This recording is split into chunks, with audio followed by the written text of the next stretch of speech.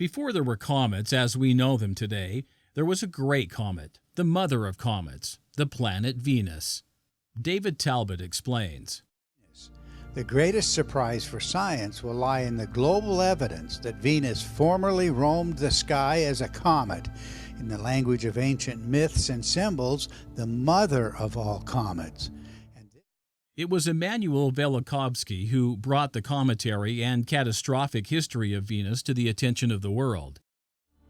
According to Velikovsky, the history of the comet Venus inspired one of the most powerful themes of ancient myth and ritual, a collective memory of catastrophe, global upheaval, earth-shaking battles in the sky, decimation of nations on Earth, an extended period of darkness, and the end of one world age and the birth of another. We will not make the case for the cometary Venus here, as it is available elsewhere. Suffice it to say, the tradition was worldwide and induced awe and terror. That chroniclers the world over did indeed describe Venus as a comet. Not the planet that we observe on a predictable path today, from Egypt and Mesopotamia to northern Europe and Africa, from the Mediterranean to the South Pacific, from China to the Americas. The sky worshippers remembered the comet Venus with awe and terror. It was the universal dread stemming from the activities of the ancient Venus, the mother of all comets, that caused mankind's fear of comets. The universal fears of comets trace to the symbolic mother of all comets, without which the global accord could never have arisen in the first place.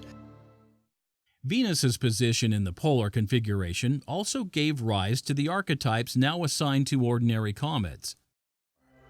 It's only to be expected that the great comet archetype would extend to the perceived fates of kings and kingdoms, since the comet meant the death of the prototypical king, the primeval sun, the mythic father of kings. That was when darkness overtook the earth and the god's luminous heart or soul rose in the sky. Then the gods went to war, and one world age passed into another. So of course kings feared nothing more than the wispy first appearance of a comet. The reason for the superstition has never been adequately recognized or explained. The myths and symbols of comets trace directly to the story of the great comet, the prototype that gave the later symbols their range of meaning.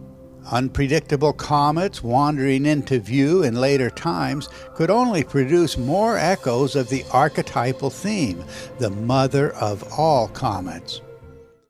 The comet Venus and the catastrophic havoc it wreaked upon Earth, including global upheaval and the end of civilizations, were witnessed on Earth and in heaven.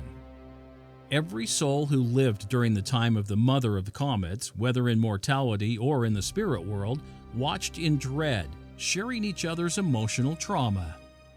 When men see a comet in the heavens, the fear and dread of the original comet is reborn. Our consciousness, our spirit, our mind have never forgotten the events or the horror of the events. This is the origin of mankind's fear of comets. It is also the origin of mankind's fear of eclipses.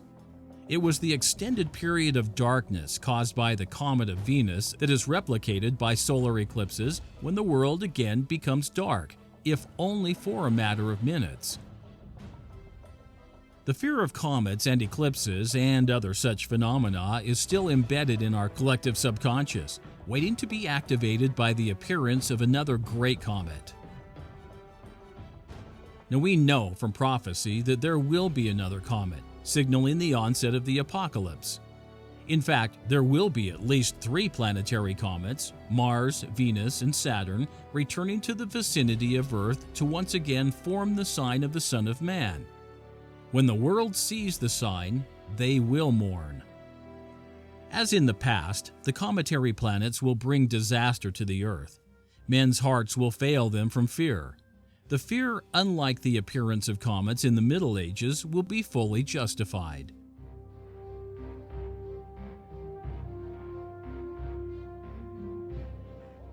And like the cometary catastrophes of the past, The returning comets will decimate the nations and give birth to a new world.